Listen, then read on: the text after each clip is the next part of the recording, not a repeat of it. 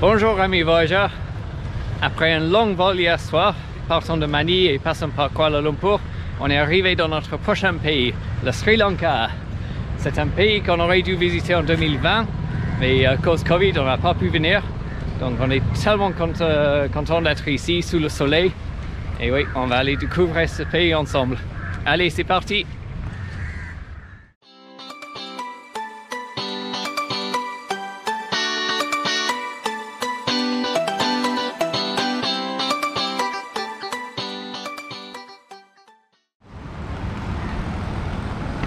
On a attendu que le soleil descende parce qu'on le savait et ça se confirme, on va avoir chaud au Sri Lanka, donc les activités ça va être très tôt le matin et en fin d'après-midi. Et là on part dans cette direction, vers ce grand bâtiment blanc que vous voyez sûrement pas, et on va commencer les visites. C'est parti!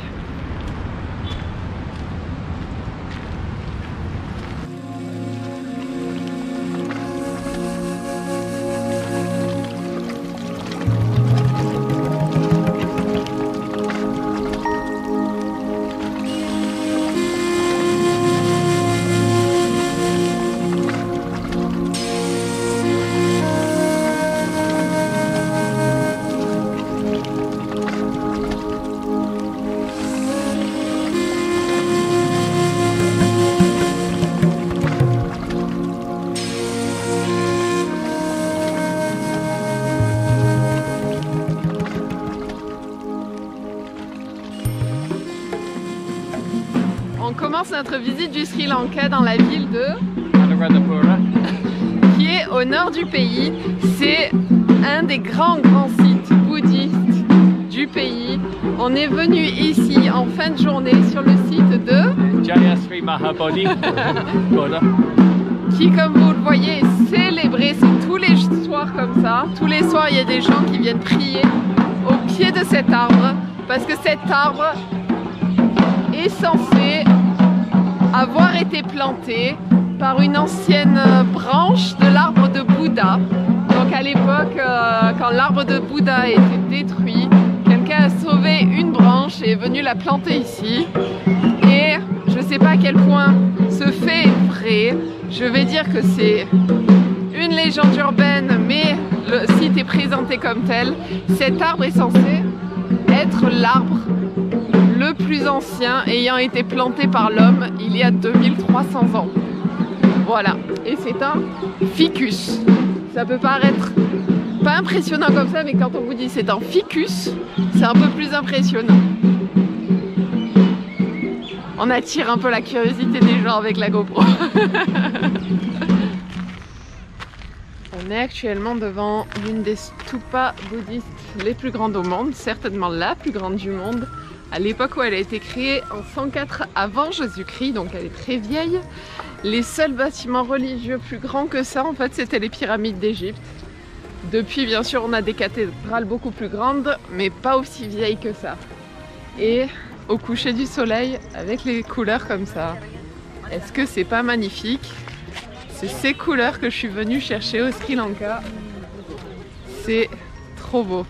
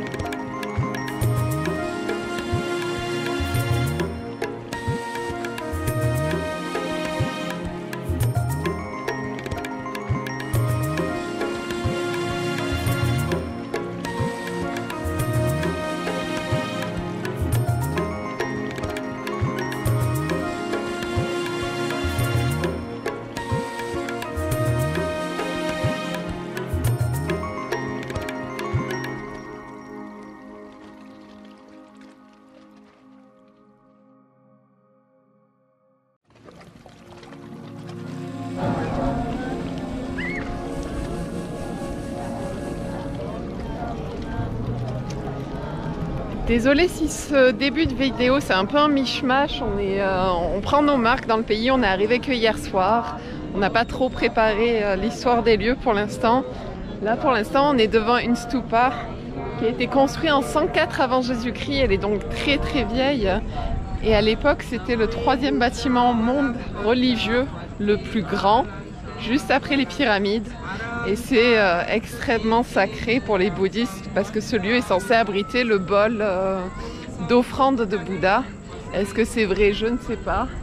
Mais comme vous pouvez le voir, ils viennent très très nombreux tous les jours. Il n'y a pas une célébration spéciale aujourd'hui, hein, c'est comme ça tous les jours pour vénérer ce lieu et prier dans ce lieu. C'est assez incroyable. Et dois-je préciser qu'on est les seuls Européens tout seuls? C'est incroyable. Voilà, c'est nos débuts au Sri Lanka, notre première journée ici et ça commence pas trop mal. Qu'en dis-tu? Oui, on en profite et on va continuer à en profiter, je pense. Ça va être super. Allez, on continue.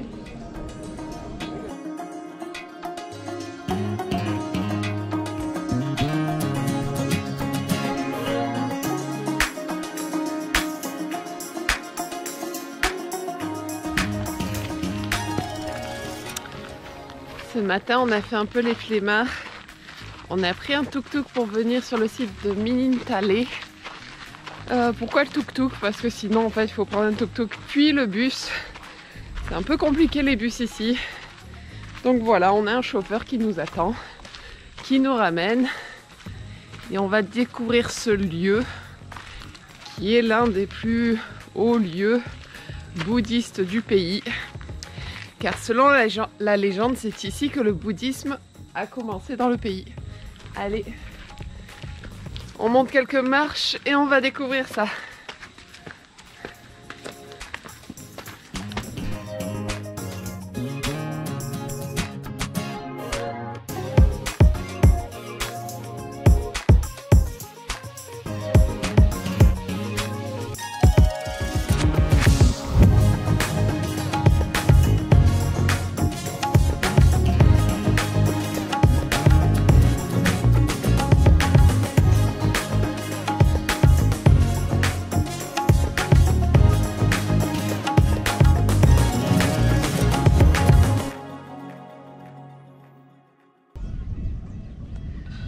Donc pourquoi Minintale est tellement important pour les Sri Lankais bouddhistes? C'est parce que le bouddhisme du pays est né précisément ici, sur ce rocher, parce qu'en 247 avant Jésus-Christ, avant cette époque, il n'y avait pas vraiment de religion au Sri Lanka, ils croyaient en des croyances de nature diverses et variées. Et un jour, le roi qui gouvernait depuis, Anuradhapura, que je n'essaierai jamais de prononcer, était en train de chasser sur cette zone et il a rencontré un homme qui venait d'Inde, je crois que c'était un fils de roi également, mais je dis peut-être des bêtises, qui était bouddhiste et qui lui a expliqué le principe du karma, pourquoi il ne faut pas faire de mal aux autres animaux, créatures, humains, tout ça. Et il lui a inculqué le principe du bouddhisme. Le roi aimait cette pensée, a invité cet homme chez lui et à l'époque, forcément, quand le roi se convertit à une religion, le pays doit supporter cette religion et c'est ainsi que le Sri Lanka est devenu bouddhiste à cette époque. Dans ce lieu.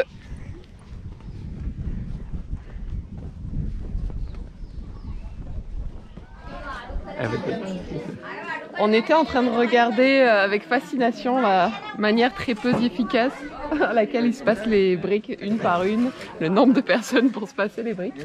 Et on vient de se faire inviter à monter. Donc, ma foi, pourquoi pas, hein? Ça a l'air très solide tout ça. Oh dear.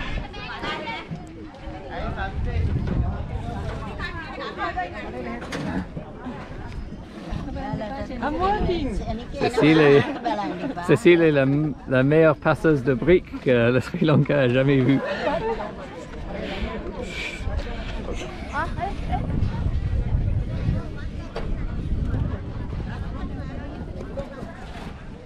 Et ben c'était vraiment sympa Minintale, surtout ce moment improbable où on a escaladé l'échafaudage pour aider à reconstruire la plus vieille stupa. Ça fait partie de ces petits moments authentiques qui arrivent en voyage par pur hasard. Faut pas hésiter à dire oui quand on vous propose ce genre d'expérience. Et là, on va boire un petit jus d'orange sri-lankais parce qu'il fait soif. Il fait très soif. Oui.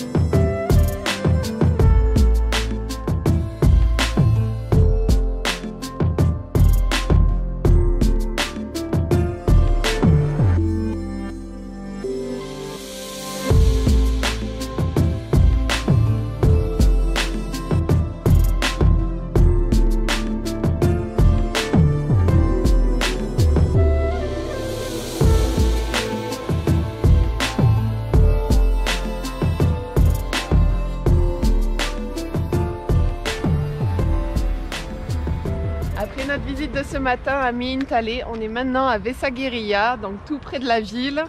C'est un site historique, encore une fois, on va vous raconter l'histoire. Mais ce qui est fantastique ici, c'est qu'il n'y a personne, c'est gratuit. On approche de l'heure dorée et c'est magnifique, il y a des oiseaux, des animaux partout. C'est parti!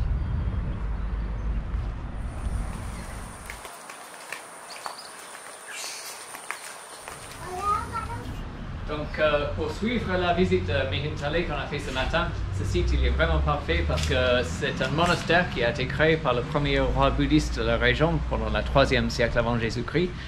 Il y a 23 grottes dont certains ont le gravure d'origine, les inscriptions avant l'entrée.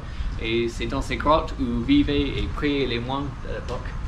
C'est vraiment cool, c'est atmosphérique. Et ouais. Magnifique. Magnifique, vraiment magnifique. Et je sais pas si on va voir en vidéo. On a un pan juste là qui fait le beau qui nous attend. Oh là là, on va aller voir ça.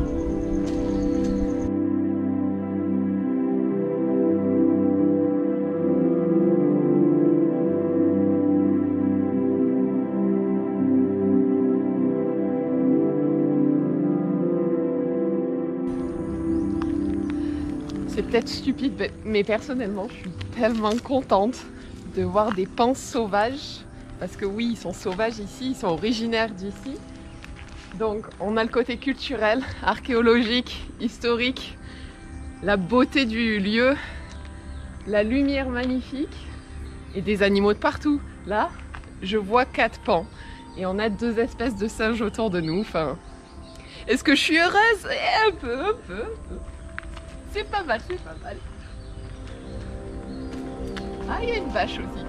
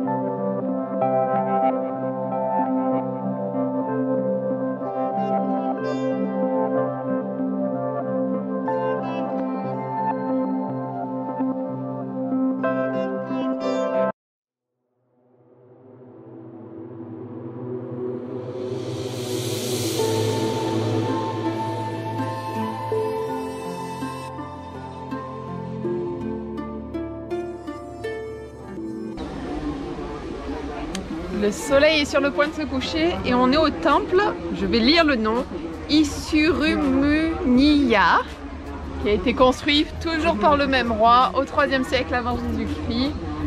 À la base, il a été construit pour accueillir plusieurs enfants, je crois 500 enfants, issus de la très haute caste qui était ordonnée moine à l'époque. Et il est très beau, très très beau. Voilà, on va conclure ici cette zone de Anuradhapurna. Anuradhapura. J'y arriverai jamais. On se rejoint demain sur une autre zone. On vous promet, on espère, beaucoup d'animaux parce qu'on part dans un parc national. Allez, on se retrouve là-bas.